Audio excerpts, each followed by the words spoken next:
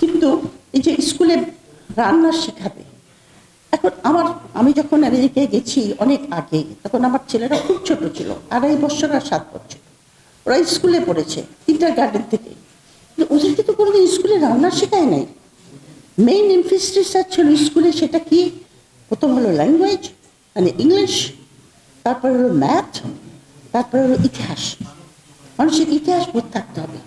তারপরে যখন একটু উঁচু ক্লাসে গেছে তখন দর্শন ইজ ভেরি ইম্পর্টেন্ট। এই ফান্ডামেন্টাল জিনিসগুলি যদি আপনি তৈরি করে নেন, তাহলে উচ্চতর শিক্ষার্থীতে আর কোনো অসুবিধা হয় না। যাকে আমি ওটা বিস্তারিত যাব না, শিক্ষা নিয়ে আপনারা জানেন যে শিক্ষা নিয়ে কী ছেলে খেলা হচ্ছে। ঢাকা ইউনিভার্সিটির একজন টিচার অ্যাট লাস্ট বলেছেন, বলতে চাচ্ছেন তারা কিন্তু বলতে দিচ্ছে না। আপনার অভিভাবকরা যেখানে মিটিং করতে চেয়েছিল ঢাকা ইউনিভার্সিটি, যেটাকে নাকি বলা হয় অক্সফোর্ড অফ দি ইস্ট, যেখানে আপনার জ্ঞানের চর্চা হবে, মুক্ত চিন্তা হবে, ব্লা ব্লা ব্লা ব্লা সুতিকাগার, সেখানে কিন্তু আপনার অভিভাবকদেরকে অভিভাবক না টিচাররা কিছু মিটিং করতে চেয়েছিল। এই যে নতুন ক্যারিকুলাম দিয়েছে এটার সম্বন্ধে বলার জন্য মিটিংটা করতে দেওয়া হয়নি তাদেরকে। একজন প্রফেসর বলেছেন যে আমাদের শিক্ষানীতির উপরে বিদেশি প্রভাব, আমাদের চিন্তার কোনো ছাপ নাই। এটা তো ভয়াবহ কথা। তার মানে আমাদের ইতিহাসকে ভুলিয়ে দিতে চাচ্ছে। ইতিহাসকে ভুলিয়ে দিতে তাহলে কিন্তু আমরা কি জাতি সেটি কিন্তু আমরা জানবো না। যে বাংলাদেশের আজকের যে সংকট, এই সংকট কিন্তু নজিরবিহীন।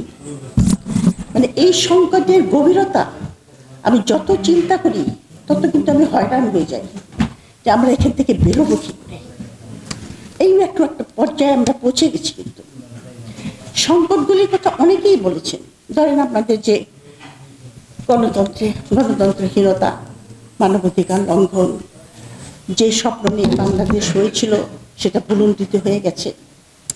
তারপরে আপনার আমাদের নাগরিক জীবনের নানা রকমের অসুবিধা, স্বাস্থ্য খাত ভেঙে গেছে, শিক্ষাবিদ হিসাবে শিক্ষা অঙ্গনে যেটা হচ্ছে, আমাদের যে ক্যারিকুলাম স্কুল লেভেলে, এটা তো হয়রান হওয়ার কথা।